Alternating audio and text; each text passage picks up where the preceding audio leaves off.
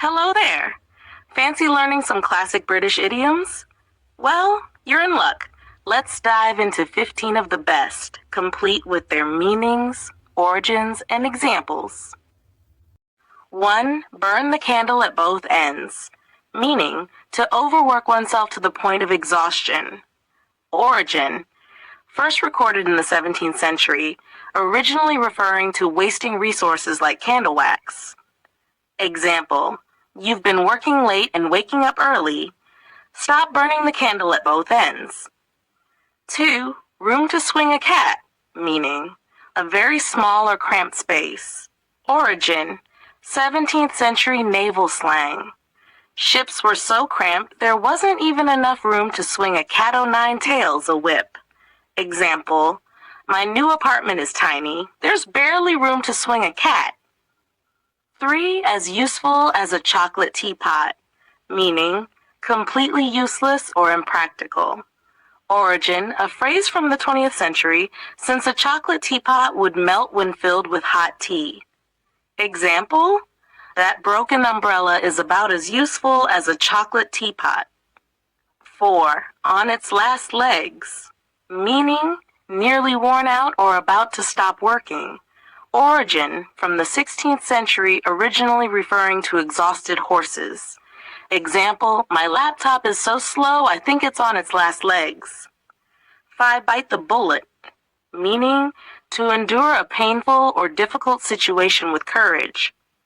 Origin comes from battlefield medicine, where soldiers bit on a bullet to endure surgery without anesthesia. Example, I don't like public speaking, but I'll have to bite the bullet and give that presentation. 6. Cry over spilt milk, meaning to be upset over something that cannot be changed. Origin, 17th century proverb meaning there's no point in lamenting the past. Example, you lost your phone, but there's no use crying over spilt milk. Just get a new one. 7. Keep your hair on, meaning stay calm and don't get angry. Origin, a 19th century British phrase implying someone should not lose their hair in frustration. Example, I know we're late, but keep your hair on, we'll get there soon. 8. Pull the wool over someone's eyes, meaning to deceive or trick someone. Origin 19th century saying, possibly linked to the wearing of woolen wigs, which could be pulled down to obstruct vision. Example, the salesman tried to pull the wool over my eyes, but I knew that car was overpriced. 9. A pig in a poke, meaning buying something without seeing it first, often leading to disappointment. Origin, a medieval scam where people were tricked into buying a poke bag with a cat inside instead of a pig. Example, I bought that phone online, but it was a pig in a poke. It didn't work.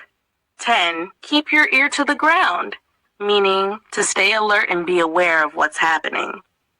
Origin comes from early traditions of listening to the ground for approaching horses or danger.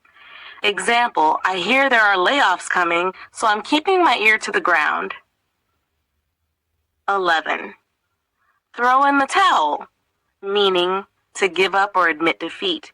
Origin, from boxing, where a trainer throws a towel into the ring to signal surrender. Example, I failed the test, but I won't throw in the towel. I'll try again.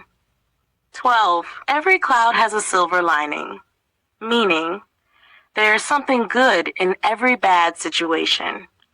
Origin, 19th century phrase suggesting that even dark clouds have bright edges.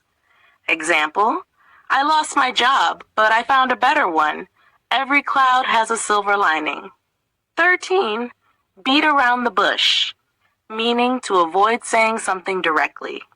Origin, from medieval hunting, where hunters hit bushes to drive out birds instead of catching them directly. Example, stop beating around the bush. Just tell me what happened. 14. Don't count your chickens before they hatch, meaning don't assume success before it happens. Origin, From Aesop's Fables, where a girl dreams of wealth before her eggs even hatch into chickens.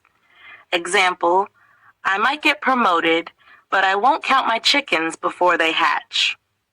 15, like a lemon, to stand around awkwardly doing nothing.